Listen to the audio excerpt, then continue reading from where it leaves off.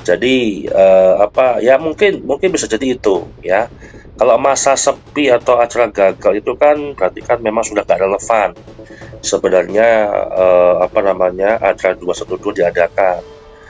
212 ini sudah tidak pas lagi lah digunakan untuk membranding, dan masyarakat juga sudah paham bahwasanya acara reuni 212 ini adalah politik identitas.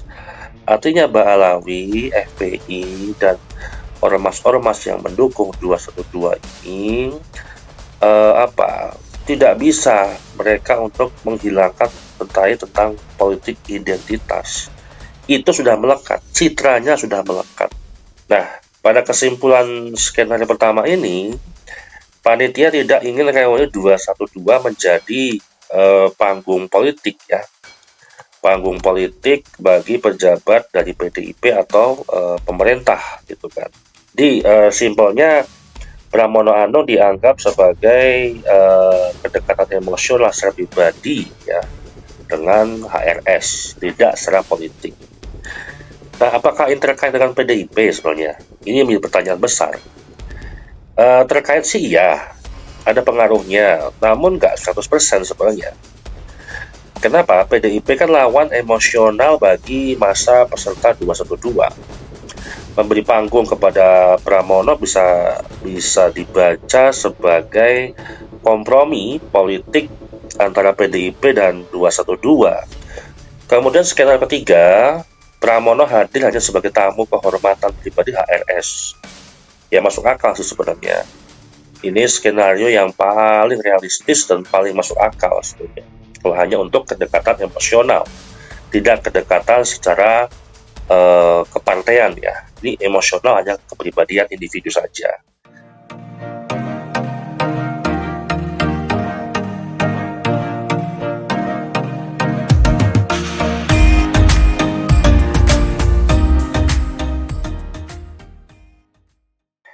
Ya, sahabat Charlie dimanapun berada, ada satu peristiwa yang menarik yang hampir tidak diulas di media secara mendalam ya.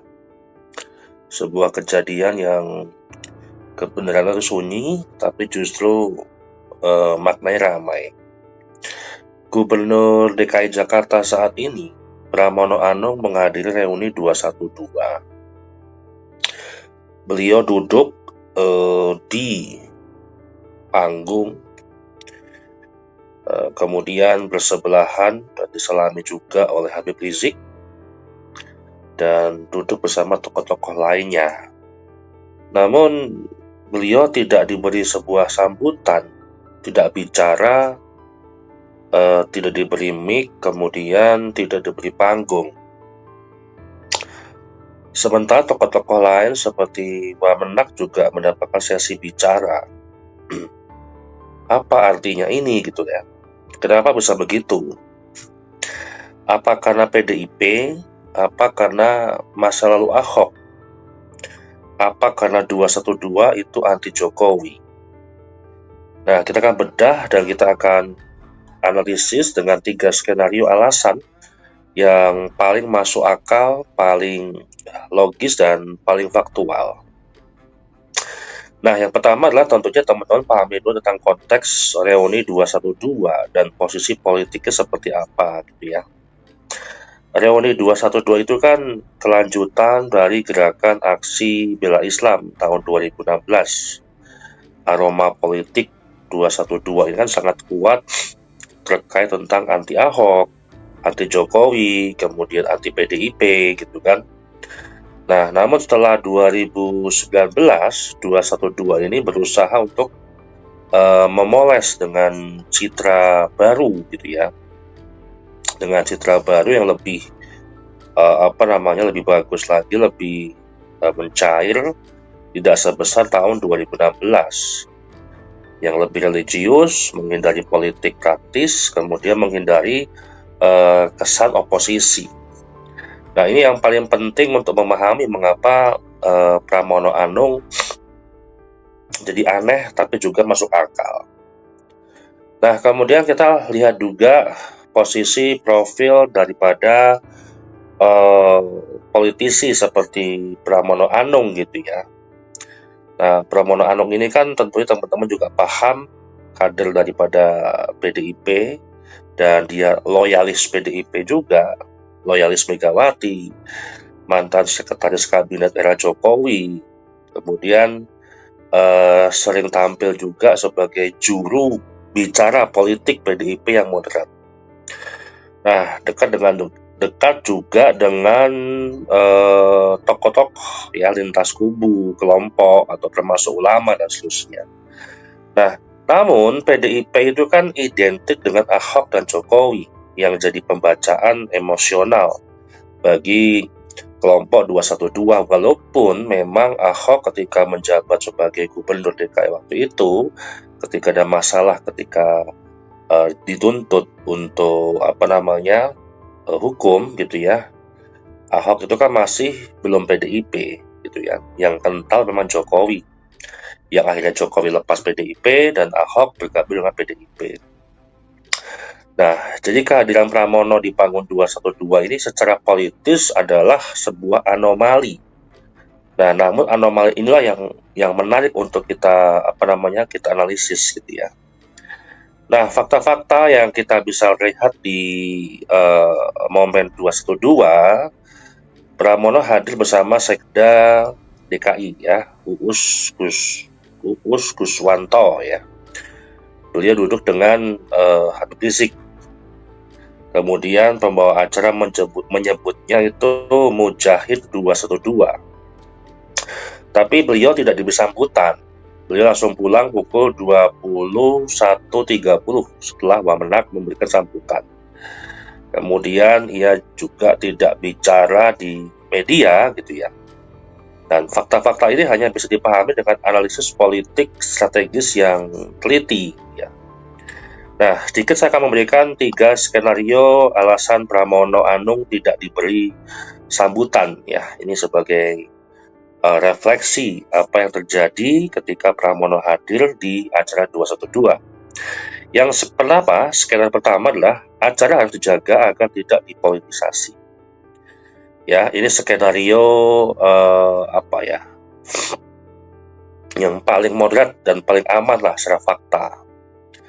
Nah, penjelasannya reuni 212 itu secara politiknya itu harus menjaga citra non-politik, walaupun memang dibentuk dari mesin politik ya untuk menjatuhkan Ahok, kemudian digunakan sebagai politik identitas, termasuk ketika mengusung Prabowo dan Anies Baswedan menjadi gubernur. Kemudian memberi ruang bicara kepada pejabat aktif dari PDIP. Ini tentunya yang paham, yang dapat memicu kritik ya. Artinya kritiknya apa? 212 dipolitisasi oleh PDIP kan? Ini yang nggak mau terjadi sebenarnya. Kemudian panitia juga sudah lama sensitif terhadap narasi-narasi tersebut. Maka Pramono hanya diberi penghormatan secara simbolik, bukan panggung politik. Nah, indikasinya Wamenak bicara karena posisi juga bukan seorang partai politik atau seorang politik partai. Kemudian Pramono tidak diberi mic, menghindari headline sebuah media yang memframing bahwasannya ada kedekatan PDIP dengan 212. Nah, pada kesimpulan skenario pertama ini, panitia tidak ingin reuni 212 menjadi panggung politik ya. Panggung politik bagi pejabat dari PDIP atau pemerintah gitu kan.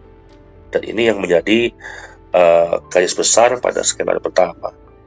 Kemudian skenario kedua, hubungan historis 212 versi PDIP ini kan terlalu sensitif.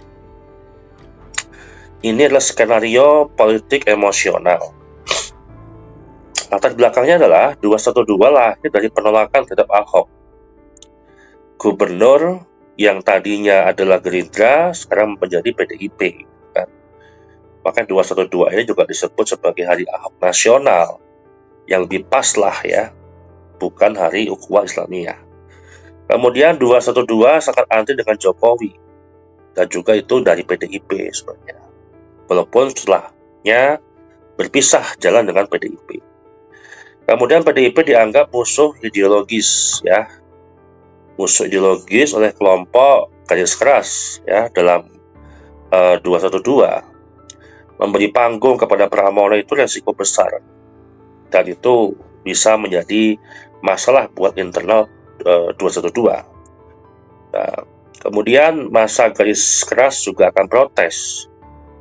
Tokoh FPI dan ulama-ulama yang lainnya bisa menilai 212 kok melunak kepada PDIP, ada apa? Nah, kemudian panitia pun juga takut memicu reaksi negatif terkait tentang diberikannya Pramono Anung pidato ataupun sambutan di acara 212. Kemudian skenario ketiga, Pramono hadir hanya sebagai tamu kehormatan pribadi HRS. Ya masuk akal sih sebenarnya. Ini skenario yang paling realistis dan paling masuk akal sebenarnya. Kalau hanya untuk kedekatan emosional, tidak kedekatan secara kepartean ya. Ini emosional, hanya kepribadian individu saja. Nah, yang perlu menjadi catatan penting, Pramono Anung ini kan mempunyai rekam jejak komunikasi yang halus ke berbagai ormas Islam. Tidak menutup kemungkinan ia punya kedekatan dengan kelompok-kelompok ataupun personalnya seperti Habib Rizik atau tokoh-tokoh 212. Ini personalnya, bukan simbol atau organisasinya, bukan, personalnya. Dan beliau juga tidak datang sebagai kader PDIP, tapi sebagai pejabat DKI yang menghormati undangan. Namun, HRS memberi sinyal itu menerima secara pribadi, bukan menerima secara politik. Maka ya sah-sah aja, boleh hadir siapapun, tapi tidak boleh bicara. Ya seperti halnya gini lah, kami menghormati Anda, tapi jangan sentuh mikrofon ya. Dan itu aja. Di simpelnya, Pramono Anung dianggap sebagai kedekatan emosional secara pribadi ya dengan HRS, tidak secara politik. Nah, kesimpulan pada skenario 3 ini, hadirnya Pramono ya kedekatan personal, tidak diberi sambutan ya memang membatasi dimensi-dimensi politik. Nah, apakah ini terkait dengan PDIP sebenarnya? Ini menjadi pertanyaan besar. Terkait sih iya, ada pengaruhnya, namun nggak 100% sebenarnya. Kenapa? PDIP kan lawan emosional bagi masa peserta 212. Memberi panggung kepada Pramono bisa dibaca sebagai kompromi politik antara PDIP dan 212. Sesuatu hal yang sangat sensitif bagi 212 tentunya, dan panitia juga ingin menghindari narasi bahwasanya 212 kini berpelukan mesra dengan PDIP. Ini yang nggak mau di-framing oleh media ataupun di-framing oleh publik. Namun ada catatan penting sebenarnya yang bisa kita garis bawahi. Pramono bukan figur PDIP yang dibenci langsung oleh masa 212.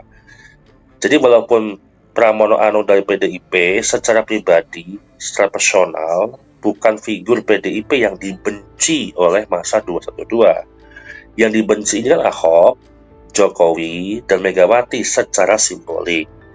Pramono itu berada di level teknokrat PDIP yang relatif netral. Jadi kehadirannya bisa diterima semua pihak ya, baik panitia ataupun pesertanya. Dan pidatonya juga masih tabu untuk bisa diberikan panggung ya di hadapan masa 212. Nah, hubungan sejarah 212 versus arah politik PDIP ini kan berseberangan ya. Arah emosi 212 ini kan anti Ahok, anti Jokowi, anti PDIP, anti nasionalis sekuler, dan semuanya gitu ya. Nah, kemudian arah partai ataupun arah politik PDIP itu kan pro negara, pro multikultural, tidak berbasis ulama, tidak berbasis khilafah, apalagi sering berbenturan dengan kelompok-kelompok Islam politik. Makanya nggak heran tahun 2020 waktu itu Pak Jokowi kan masih di PDIP ya, itu membubarkan membubarkan ormas seperti FPI, HTI juga dibubarkan gitu kan ya. Nah, maka secara historis mustahil bagi panitia 212 ini memberi ruang kepidatoan kepada pejabat PDIP. Apalagi dulu kan Pramono Anung itu kan dekat dengan Jokowi gitu ya. Nah, ini akan dianggap melukai perjuangan atau melukai memori perjuangan 212 di tahun 2016. Kemudian menghapus identitas emosional 212 sebagai oposisi moral dan mengganggu narasi kami pernah dizolimi Ahok dan Jokowi. Nah, ini yang memberikan sebuah dampak sosial di kalangan masa 212. Nah, kesimpulan besarnya yang saya sampaikan di sini adalah Pramono Anung hadir karena hubungan personal dan penghormatan, bukan hubungan politik ya. Ia tidak diberi sambutan ya karena panitia ingin menghindari politisi acara. Ya, itu skala pertama. Skala kedua, PDIP terlalu sensitif secara sejarah. Kemudian ketiga adalah kedatangannya bersifat personal, bukan politis. Dan tidak ada juga tanda-tanda penolakan massa terhadap Pramono, dan tidak ada hubungan langsung dengan masa sepi ataupun acara gagal gitu kan ya. Jadi ya mungkin bisa jadi itu ya. Kalau masa sepi atau acara gagal itu kan berarti kan memang sudah gak relevan. Sebenarnya acara 212 diadakan. Masa sepi kemudian gak hadir, ada yang alasannya saudara kami ini masih kena musibah di luar pulau sana gitu kan. Padahal juga luar pulau sana kan yang tidak kena musibah kan banyak ya. Jadi bisa hadir. Kenapa ini nggak hadir? Jadi memang 212 ini sudah tidak pas lagi lah digunakan untuk membranding, dan masyarakat juga sudah paham bahwasanya ajang reuni 212 ini adalah politik identitas. Artinya Mbak Alawi, FPI, dan ormas-ormas yang mendukung 212 ini tidak bisa mereka untuk menghilangkan tentang politik identitas. Itu sudah melekat, citranya sudah melekat. Jadi juga susah kalau untuk dihilangkan. Dan ini lebih kepada sebuah diplomasi simbolik tanpa panggung dan tanpa politik. Demikianlah saya. Terima kasih.